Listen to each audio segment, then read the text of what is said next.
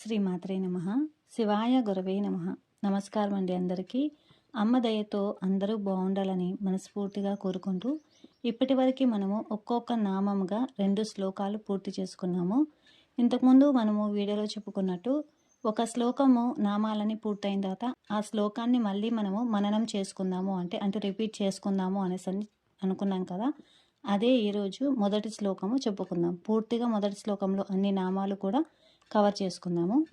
మొదటి శ్లోకము: శ్రీమాతా శ్రీ మహారాజ్ఞి శ్రీమతి సింహాసనేశ్వరీ చిదగ్నికుండ సంభూత దేవకార్య సముద్యత. మొదటి శ్లోకంలో మనకి మొత్తము 5 నామాలు వస్తాయండి. మొదటి నామం వచ్చేసి 3 అక్షరాలు, రెండవ నామము 4 అక్షరాలు, మూడవ నామము 8 అక్షరాలు, అలాగే ఇంకా 4వ నామము 8 అక్షరాలు, 5వ నామము కూడా 8 అక్షరాలు అనమాట. ఒక్క పాదానికి 16 అక్షరాలు ఉంటుందన్నమాట. ఇది వచ్చేసి మనకు అనుష్టుప్ ఛందస్సులో ఉంటుంది. ఇప్పుడు మనము మొదటి నామం చూద్దాము. శ్రీమాత. శ్రీమాత అనేది 3 అక్షరాల నామము. నామావళిలో వచ్చేసరికి శ్రీమాత్రే నమః అనేసని చెప్పాలి. అదే మనకి ఒత్తులు దీర్ఘాలు చూస్తే కనుక శ్రీ అనేది సాకారానికి రావత్తు ఇచ్చి ఈ కార దీర్ఘం చేర్చాలన్నమాట. అలాగే మా అన్నప్పుడు మా కారానికి ఆకార దీర్ఘం వస్తుంది. తా అన్నప్పుడు తా కారానికి ఆకార దీర్ఘం వస్తుందన్నమాట. ఇక్కడ శ్రీ అన్నప్పుడు నాలుక తాలును అంటే పై భాగాన్ని తాకాలన్నమాట. మాత అన్నప్పుడు స్పష్టంగా దీర్ఘం అనేసి ఉండాలి. అంటే శ్రీ మాత అనేసని మాకి దీర్ఘం ఉంది, తాకి కూడా దీర్ఘం ఉంది. శ్రీ మాత అనేసని చెప్పాలి. ఇంకా పద విభజనలో చూసుకుంటే శ్రీ మాత అనేసని విభజించవచ్చు. ఇక్కడ శ్రీ అంటే లక్ష్మి, సంపద, కాంతి, సృజన, ఇంకా మోక్షము అనేసని. అంటే శ్రీ అనేది మంగళవాచక పదం అండి. ఇంకా మాత అంటే తల్లి అనేసని. అంటే సకల శుభాలను ప్రసాదించే జగన్మాత అని అర్థం అన్నమాట. జీవుల తప్పులను క్షమించి కేవలం ప్రేమతో కాపాడే కన్న తల్లి వంటిది కాబట్టి ఆమెను మొదట శ్రీమాతగా సంబోధించారు. అంటే మాతాగా తల్లిగా సంబోధించారనమాట. సమస్త చరాచర జగత్తుకు మూల కారణము, సృష్టికర్త, ఇంకా పోషకురాలు ఆమెనని ఈ నామం మనకు చెబుతోంది. ఈ నామాన్ని స్మరిస్తే అమ్మవారి సంపూర్ణ రక్షణ మనకు లభిస్తుంది. భక్తులకు ఆధ్యాత్మికంగా ఇంకా భౌతికంగా ఉన్నత స్థితి కలుగుతుందని నమ్మకం అన్నమాట. ఇప్పుడు నేను మీకు ఈ వీడియోలో చూపిస్తున్నట్టు నేను నోట్స్ రాసుకున్నానండి. మీరు కూడా కుదిరితే నేను ప్రతిదీ కూడా మీకు వీడియోలో డిస్ప్లే చేస్తున్నాను కదా, అంటే టెక్స్ట్ అనేది ఇస్తున్నాను కదా. కుదిరితే మీరు కూడా ఒక బుక్ పెట్టుకొనేసి ఈ విధంగా రాసుకుంటే కనుక మీకు తర్వాత ఇంకొకసారి ఫ్యూచర్లో చూసి చదువుకోవడానికి వీలుగా బాగుంటుందనేసి అని చెప్తున్నాను. మీకు ఎవరికైనా కుదిరితే కనుక రాసుకోండి. ఇంకా రెండవ నామము శ్రీ మహారాజ్ఞి. ఇది వచ్చేసి 5 అక్షరాల నామం అన్నమాట. నామావళిలో వచ్చేసరికి శ్రీ మహారాజ్ఞై నమః అనేసని చెప్పాలి. ఒత్తులు దీర్ఘాలు చూస్తే కనుక శ్రీ అనేది సాకు రావత్తు వచ్చి ఈ కార దీర్ఘం వచ్చింది. ఇంకా హా ఇంకా రా ఈ రెండిటికి కూడా ఆకార దీర్ఘాలు వచ్చాయి అన్నమాట. ఇక్కడ జ్ఞి అనేసి వచ్చింది. అంటే ఇది సంయుక్త అక్షరం. జాకి జ్ఞా ఒత్తు వచ్చిందనమాట. అంటే జ్ఞి అనేసి అని వస్తుంది. అంటే ఇవి రెండు కలిస్తే ఏమవుతుంది? జాకి జ్ఞా ఒత్తు ఇస్తే జ్ఞా అవుతుందన్నమాట. దీనికి ఈ కార దీర్ఘం ఇస్తే జ్ఞి అనేసని, అంటే శ్రీ మహారాజ్ఞి అనేసని వస్తుంది. ఇది ముక్కుతో అనునాసిక ధ్వని వచ్చేలాగా పలకాలన్నమాట. పద విభజన చూసుకుంటే శ్రీ మహారాజ్ఞి అనేసని వచ్చింది. శ్రీ అంటే మంగళప్రదమైనది అని, మహా అంటే గొప్పది ఇంకా అత్యున్నతమైనది అనేసని, రాజ్ఞి అంటే రాణి అనేసని. మొదటి నామము శ్రీమాతగా అమ్మ కరుణను సూచిస్తే రెండవ నామము అమ్మ శక్తిని, అధికారాన్ని సూచిస్తుందన్నమాట. తనను నమ్ముకున్న భక్తులను కంటికి రెప్పలా కాపాడే సర్వాధికారిని అమ్మ అని ఈ నామం మనకు చెబుతుంది. ఇంకా మూడవ నామము శ్రీమత్ సింహాసనేశ్వరి. ఇది మొత్తము కలిపి 8 అక్షరాల నామము. నామావళిలో వచ్చేసరికి శ్రీమత్ సింహాసనేశ్వర్యై నమః అనేసని వస్తుంది. ఇంకా ఈ నామములో ఒత్తులు దీర్ఘాలు చూస్తే కనుక శ్రీ అనేది సాకు రావత్తు ఈకార దీర్ఘం వచ్చింది. మత్ అంటే తాకు పొల్లుంది, ఇది సగం అక్షరం మాత్రమే అనమాట. సిం అంటే సాకు సున్నా ఉంది, అంటే అనుస్వార అక్షరము. హా అనేది హాకు ఆకార దీర్ఘం ఉంది. నే అన్నప్పుడు నాకు ఏకార దీర్ఘం వచ్చింది. స్వ అన్నప్పుడు సాకు వావత్తు వచ్చిందనమాట. రీ అన్నప్పుడు రాకు ఈకార దీర్ఘం వచ్చింది. అదే మనం ఇప్పుడు పద విభజనలో చూసుకుంటే శ్రీమత్ సింహాసన ఈశ్వరి అనేసి అని అనమాట. శ్రీమత్ అంటే ఐశ్వర్యవంతమైనది, ప్రకాశవంతమైనది అని.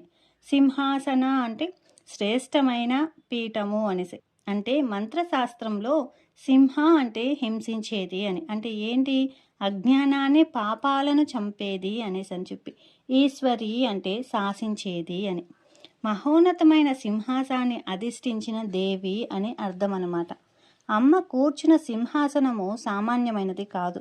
బ్రహ్మ, విష్ణు, రుద్ర, ఈశ్వరులను 4 కోళ్లుగా, సదాశివుణ్ణి పీఠముగా ఉన్న పంచబ్రహ్మాసనం మీద అమ్మ కొలువై ఉంటుంది.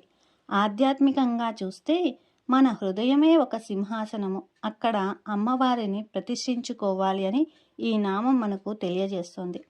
ఇంకా 4వ నామము చిదగ్ని కుండ సంభూత. ఇది కూడా 8 అక్షరాల నామం అండి. నామావళిలో వచ్చేసరికి శ్రీ చిదగ్ని కుండ సంభూతాయై నమః అని.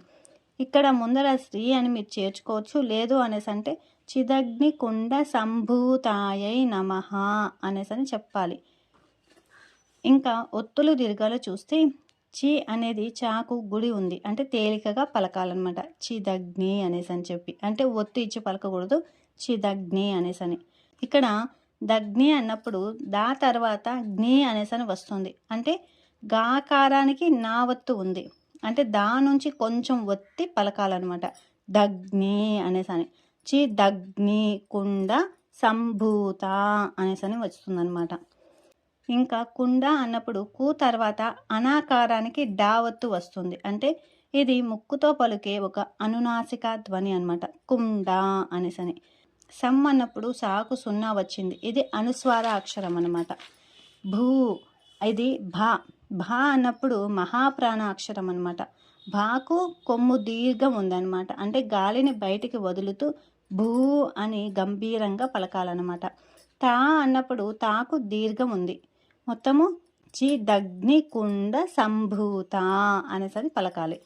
ఇంకా పద విభజన చూసుకుంటే చిత్ అగ్నికుండ సంభూత. చిత్ అంటే శుద్ధమైన చైతన్యము లేదా జ్ఞానము అనేసని. అగ్నికుండ అంటే పవిత్రమైన హోమగుండము. సంభూత చక్కగా ఉద్భవించినది అనేసని. శుద్ధ జ్ఞానం అనే అగ్నిగుండం నుండి ఉద్భవించినది అనే అర్థం అన్నమాట. అమ్మ భౌతికమైన తల్లి గర్భం నుంచి పుట్టినది కాదు, కేవలం పరమాత్మ యొక్క సంకల్ప శక్తి ఇంకా జ్ఞానాగ్ని నుండి ఆవిర్భవించింది అనేసి చెబుతుంది. మనలోని అజ్ఞానాన్ని, అహంకారాన్ని జ్ఞానాగ్నిలో దహించి వేస్తేనే అమ్మవారి దివ్య స్వరూపము మన హృదయంలో ఆవిష్కృతమవుతుంది అని ఈ నామం మనకు చెబుతోంది. ఇంకా 5వ నామము దేవకార్య సముద్యత. ఇది కూడా 8 అక్షరాల నామము. నామావళిలో వచ్చేసరికి దేవకార్య సముద్యతాయై నమః అనేసని చెప్పాలన్నమాట.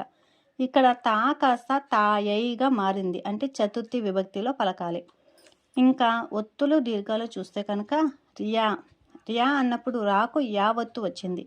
దియా అంటే దాకు యావత్తు వచ్చింది. తా అన్నప్పుడు తాకు ఆకార దీర్ఘం వచ్చింది.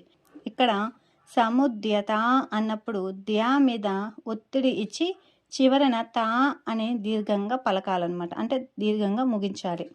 ఎలాగా? సముద్యత అని. ధ్యా అన్నప్పుడు కొంచెం ఒత్తిడి ఇవ్వాలి, తా అన్నప్పుడు దీర్ఘమిస్తూ ఆపాలన్నమాట.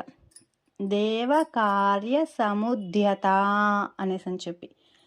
పద విభజన చూసుకుంటే దేవ కార్య సముద్యత అని. ఇది ఎక్కడ కూడా నామం అనేది ఆపకూడదు, మధ్యలో కూడా విడదీయకూడదు అనమాట. ఇక నేను పద విభజన అంటే కనుక మీకు ఎలాగా ఆ అక్షరానికి అర్థము అనేది మాత్రమే చెప్తున్నాను, కానీ దీన్ని మాత్రం విడదీయకూడదు. మొత్తం కలిపి ఒకే అక్షరం, ఒకే నామము. ఆ నామాన్ని పూర్తిగా పలకాలి.